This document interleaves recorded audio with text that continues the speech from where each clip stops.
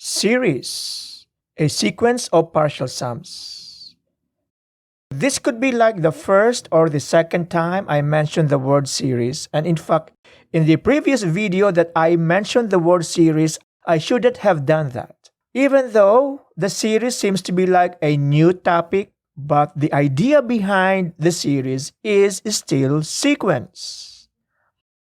If we are given a sequence, the series is the sequence of partial sums, where S sub 1 is equal to A sub 1, S sub 2 is the sum of the first two terms, S sub 3 is the sum of the first three terms.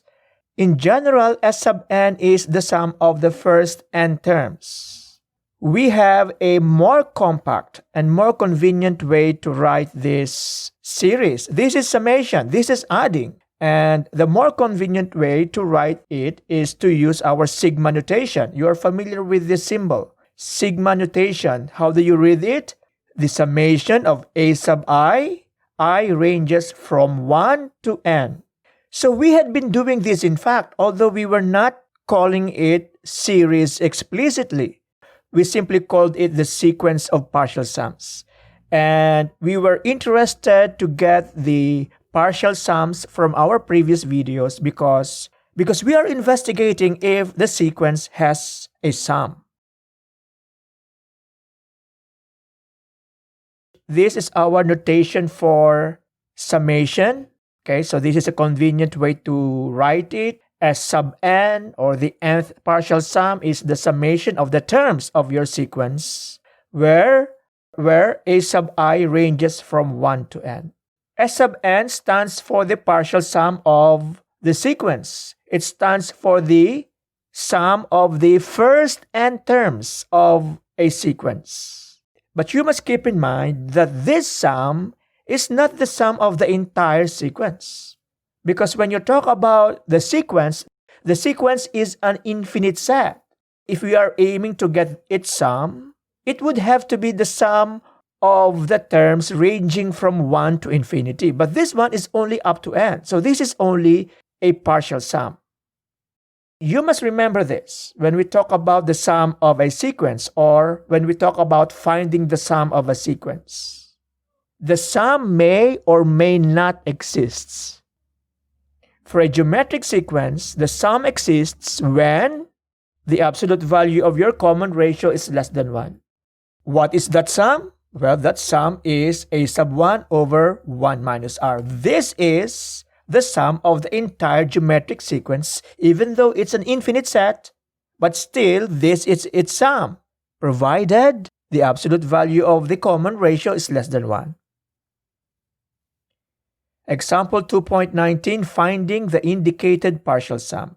So we have a sequence, 1, 1/2, 1/4, 1/8. So this is a geometric sequence.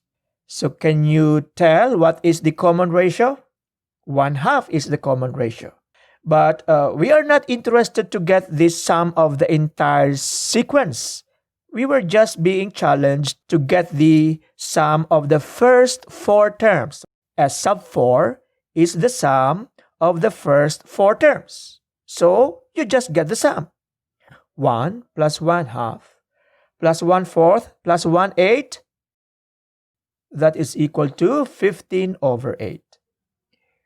How about when this is the general term that describes our sequence? A sub n is equal to 2n minus 1.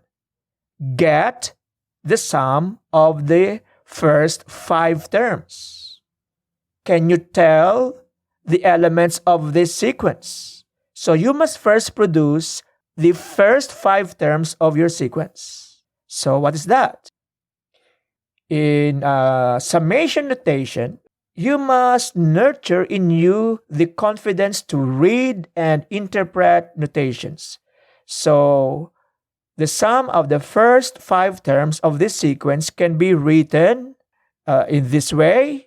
S sub 5 is equal to the summation of A sub I ranges from 1 to 5. So what is A sub 1? What is A sub 2? 3, 4, and 5, and then we add all of them. Well, A sub 1, okay, so this is just by substitution. when I is equal to 1, so you will look at that. 2 times 1 minus 1. That is 1. Next, the second term. The second term is when I is equal to 2. So what is a sub 2? Well, a sub 2 is 2 times 2 minus 1. That is 3. And so you will do that. That is how we interpret the notation. That is how we interpret I and how we interpret the general term. So let us get the sum. The sum of the first 5 terms. It is equal to 25. Finding the sum of a geometric sequence. This was our topic from the earlier videos, and we devoted something like 3 videos for this. So this is called a series now, okay? It's also a sequence of partial sums. Keep that in mind. A series is not entirely a new idea. It is a sequence, but it is a sequence of partial sums. Okay, what about this? Finding the sum of a geometric sequence. So look at this. Summation of this term, k ranges from 1 to infinity. It's 1 to infinity. So we are concerned with finding the sum of the entire geometric sequence. The geometric sequence is defined by this general term, negative 3 over 4 raised to n. That's the general term. It's an infinite set. What is the sum of all the terms in that geometric sequence? We know how to do it because this was our topic last time. So we must pay attention to the common ratio. The absolute value of the common ratio is 3/4, that's less than 1.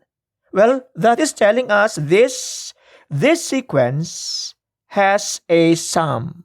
Or the sequence defined by this general term has a sum. And that sum exists. And we can use our theorem for this. The sum is defined by the first term divided by 1 minus r. You should be careful about deciding what is the first term.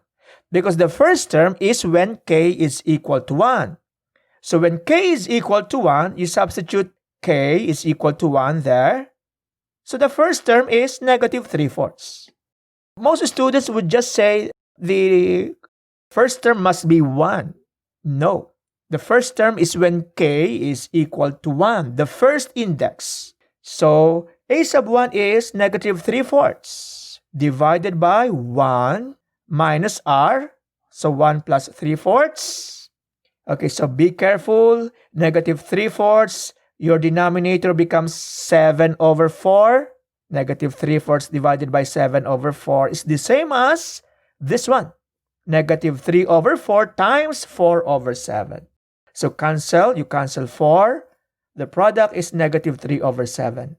So this series is converging to a sum. Even though this process of adding does not end. But still the sum is converging to a finite sum. And that sum is negative 3 over 7. Another geometric sequence. Okay, what is the geometric sequence here? The term or the terms that is produced by this general term. Okay? So if you were to generate them one by one, you substitute j to this, and you will generate the terms of your geometric sequence. But if you are now adding each of those terms, you are now looking into this sequence of partial sums, and we call it the series. So this is a series. What is the sum of this series? That's the meaning of that. Summation, get the sum. Well, this goes to infinity, so at the first glance, hey, is it even possible to get the sum? Well, it depends, especially when it is a geometric sequence. It depends on the value of your common ratio. In this case, the absolute value of r is less than 1. So, the sum exists. This summation is converging to a finite sum. And what is that? It is equal to a sub 1 over 1 minus r. What is a sub 1? What is a sub 1? Well, what you do is you substitute j, the first value of j, which is 1. You substitute it there. 1 minus 1 is 0. This raised to 0 is 1. So the first term is 6. Divided by 1 plus 1/3. So that is how you get the first term. Be careful with this. This series, this sequence of partial sums, converges to a finite sum. What is that sum? It's 9/2.